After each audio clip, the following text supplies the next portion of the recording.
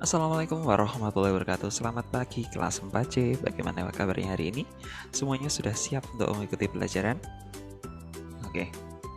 Hari ini kita akan melanjutkan materi IPS yang ada di tema 5 subtema 1. Tapi sebelum itu marilah kita terlebih dahulu berdoa menurut agama dan kepercayaan masing-masing. Berdoa dimulai.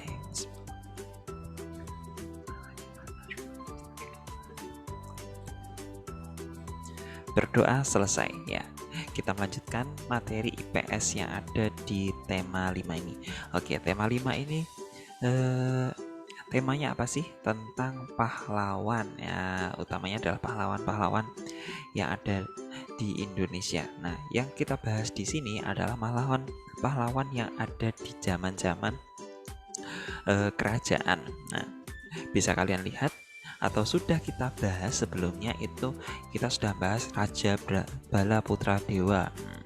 Ini raja kerajaan Sriwijaya. Lalu ada Raja Purnawarman, raja kerajaan Tarumanegara yang ada di Bogor. Lalu apalagi itu siapa? Pangeran Diponegoro. Nah, pangeran Jawa yang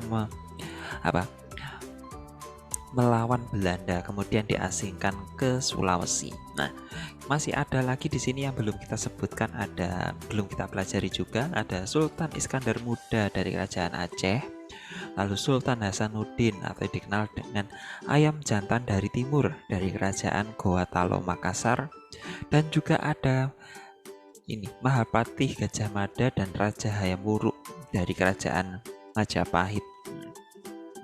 Itu merupakan beberapa raja-raja atau pahlawan-pahlawan di zaman-zaman kerajaan yang ada di Indonesia. Mereka semuanya mempunyai jasa-jasa bagi rakyat-rakyatnya seperti itu. Nah, amati gambar di atas. Apa yang ingin kamu ketahui tentang perjuangan mereka? Kira-kira apa sih yang kalian ingin ketahui tentang mereka ini? Kira-kira siapa sih mereka dan apa yang mereka lakukan? Kalau Bala Putra Dewa dan Raja Kerajaan Tarumanegara itu Purnawarman sudah kita bahas. Nah, yang belum ada Iskandar Muda, Hasanuddin, Gajah Mada, Hayam Wuruk, ini belum kita bahas. Nah, siapkan pertanyaan atau kira-kira apa sih yang kalian ingin ketahui. Nah, itu kalian siapkan dan kita akan melanjutkan. Kira-kira di pembahasan selanjutnya kita akan bahas siapa. Nah, yang akan kita bahas adalah Raja Hayam Wuruk dan patihnya Patih Gajah Mada. Oke. Pada akhir masa kerajaan Hindu-Buddha muncullah tokoh-tokoh yang membawa kejayaan kerajaan Majapahit. Kerajaan Majapahit dikenal sebagai salah satu kerajaan terbesar di Nusantara. Siapakah mereka? Mari kita cari tahu. Nah, Kerajaan Majapahit. Oke, kalau kalian ingin tahu, Kerajaan Majapahit itu pusatnya ada di daerah Jawa Timur, tepatnya di daerah Mojokerto. Nah, Majapahit. Nah, coba kita baca lebih lanjut salah satu tokohnya. Nah, ini ada Mahapatih Gajah Mada. Yang pertama, coba kita baca. Gajah Mada adalah seorang panglima perang dan tokoh yang sangat berpengaruh pada zaman kerajaan Majapahit. Saat remaja, ia merupakan seorang pemuda yang mempunyai keahlian bela diri yang sangat hebat serta berilmu tinggi. Pada usia 19 tahun, Gajah Mada berhasil menyelamatkan rajanya Prabu Jayanegara. Lanjutnya nomor 2, oleh karena kecakapannya pada tahun 1319 ia diangkat sebagai Patih Kahuripan. 2 tahun kemudian ia diangkat sebagai Patih Kediri. Pada tahun 1329 Patih Majapahit yang bernama Arya Tada menunjuk Gajah Mada untuk menggantikan dirinya. Gajah Mada menolak penunjukan itu karena ingin membuktikan pengabdiannya terlebih dahulu kepada kerajaan Majapahit, yaitu menghentikan pemberontakan Keta dan Sadeng. Gajah Mada akhirnya diangkat sebagai Patih Majapahit pada tahun 1334 setelah berhasil menaklukkan Keta dan Sadeng.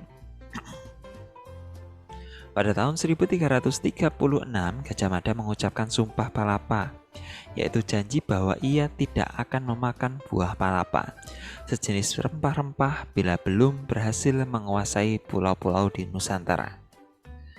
Perjuangan Gajah Mada mencapai puncaknya pada zaman pemerintahan Prabu Hayam Wuruk di tahun 1350 sampai 1389. Pada masa itulah Majapahit mencapai keemasannya. Dari kitab Negara Kertagama dapat diketahui bahwa daerah kekuasaan Majapahit hampir sama luasnya dengan wilayah Indonesia yang sekarang. Bahkan pengaruh kerajaan Majapahit sampai ke negara-negara tetangga. Nah, bisa kita lihat di sini di gambar sebelumnya. Nah, ini merupakan daerah kekuasaannya Majapahit. Bisa kita lihat ini sampai di daerah mana ini, Malaysia. Malaysia itu sampai masuk juga di Majapahit, Singapura juga. Seperti itu saking luasnya wilayah Majapahit pada waktu itu. Mungkin yang berbeda hanya di sebagian Kalimantan, terus di Irian atau Papua, dan sebagian Sulawesi itu bukan wilayah kerajaan Majapahit di situ. Nah, selanjutnya dari kisahnya Patih Gajah Mada itu, berdasarkan cerita yang sesuai urutan arah panah pada halaman sebelumnya, tuliskan kembali dengan singkat mengenai Gajah Mada. Nah, silahkan setelah ini kalian tuliskan dengan singkat. Kira-kira inti ceritanya apa sih? Pertama, Gajah Mada lahir. Kemudian apa tadi? Setelah itu, Gajah Mada menyelamatkan rajanya. Nah, diangkat jadi patih daerah Kediri. Lalu dia diangkat menjadi Mahapatih Majapahit. Nah, setelah itu mengucapkan Sumpah Palapa dan kemudian berhasil mempersatukan wilayah yang disebut hampir sama luasnya dengan wilayah Indonesia tadi, wilayah Majapahit atau Nusantara disebutnya. Nah, apa tujuan Gajah Mada mengucapkan Sumpah Palapa? Nah, ini coba kita diskusikan bersama-sama. Sumpah Palapa itu diucapkan Gajah Mada untuk tidak memakan buah palapa sebelum berhasil mempersatukan Nusantara. Nah, di akhir hayatnya itu dia berhasil. Nah, tapi kalau kita ingin tahu lebih lanjut buah palapa itu sebenarnya apa sih? Ya, buah palapa itu adalah jenis rempah-rempah. Nah, kalau sekarang mungkin ini nilainya sama kayak buah apel, buah pir seperti itu. Jadi buah yang enak sekali seperti itu. Nah, maksudnya di sini, jadi Gajah Mada itu tidak akan bersenang-senang atau menikmati enak-enak seperti itu. Yang enak-enak, makanan-makanan enak itu sebelum berhasil mempersatukan wilayah Indonesia atau Nusantara di situ. Apa yang diperjuangkan Gajah Mada? Nah, tentu saja di situ ada yang diperjuangkan, yaitu apa? Untuk mempersatukan wilayah Nusantara, ya. Di situ perjuangannya. Yang nomor 3, apakah perjuangan Gajah Mada mempunyai pengaruh pada kehidupan bangsa saat ini? Nah, tentu saja ini ada pengaruhnya. Pengaruhnya apa? Nah, wilayah yang ditaklukkan oleh Gajah Mada itu kan sangat luas sekali. Nah, di situ menginspirasi para pejuang-pejuang kita di waktu melawan penjajahan Belanda untuk kemudian mendirikan negara Indonesia. Nah, buktinya itu bendera merah putih itu terinspirasi dari bendera yang dipakai oleh kerajaan Majapahit. Warnanya merah dan putih juga, dari situ diambilnya inspirasinya. Nah, sekarang nomor 4, hal baik apa yang dapat kamu contoh dari sikap Gajah Mada? Kira-kira hal baik apa ya yang bisa kita contoh di situ? Nah, Gajah Mada itu dia memperjuangkan untuk memperluas wilayah kerajaan Majapahit hingga seluas itu. Jadi dia pastinya tidak mudah menyerah atau pantang menyerah.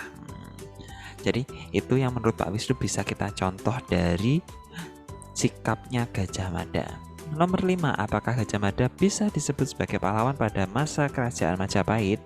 Tentu saja bisa, karena Gajah Mada membawa kejayaan kerajaan Majapahit di waktu dia menjadi Mahapatih atau patih dari kerajaan Majapahit. Nah, seperti itu. Oke, sekarang kita lanjutkan. Perjuangan Gajah Mada sampai saat ini tetap dikenang. Hal ini dibuktikan dengan digunakannya nama Gajah Mada sebagai nama jalan utama sejumlah kota di Indonesia. Kebesaran nama dan kejayaan Majapahit pun dapat pula dilihat dari peninggalan berupa candi. Untuk mengetahui cerita tentang candi peninggalan kerajaan Majapahit lebih lanjut, baca informasi di bawah ini. Oke, ini ada kompleks Candi Penataran. Lokasinya ada di mana kalau kalian tahu? Ya, ini ada di daerah Blitar. Oke, daerah Blitar, kalau karena pernah diajar Bu Susi itu rumahnya di Blitar. Kompleks Candi Penataran. Nah, ini ada sedikit teksnya, teks singkatnya. Nah, setelah ini coba kalian tuliskan pendapat kalian tentang Candi Penataran itu seperti apa sesuai dengan teks ini, atau kalian bisa mencari-cari lebih lanjut informasi tentang Candi Penataran dari internet, dari Google. Oke, itu saja yang bisa Pak Wisnu sampaikan di kegiatan kita kali ini. Setelah ini silakan dikerjakan, dan sebelum kita akhiri, marilah kita berdoa terlebih dahulu. Berdoa menurut agama dan kepercayaan masing-masing. Berdoa dimulai.